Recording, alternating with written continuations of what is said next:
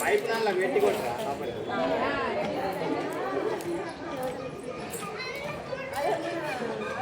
కానీ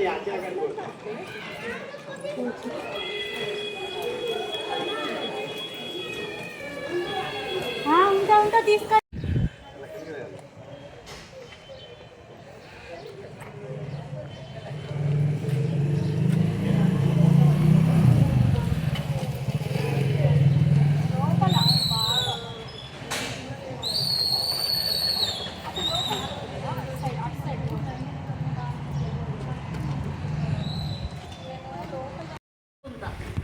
ఫస్ట్ ప్రతి ఇళ్ళల్లో బావులు ఉంటుండే కదా.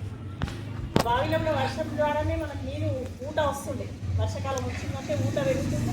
మళ్ళీ ఒక 8-9 ఏమంటుందంటే ఎక్కడ అవకాశం ఇళ్ళల్లో ఉంటే అక్కడ చిన్నదైనా సరే ఒక గుంట దవిపించుకొని మన ఇళ్ళకి వెళ్ళి వచ్చే నీళ్ళు వాడుకున్న నీళ్ళు అందులో ఉండడం వల్ల మనకు ఒక చిన్న ఖర్చే అది.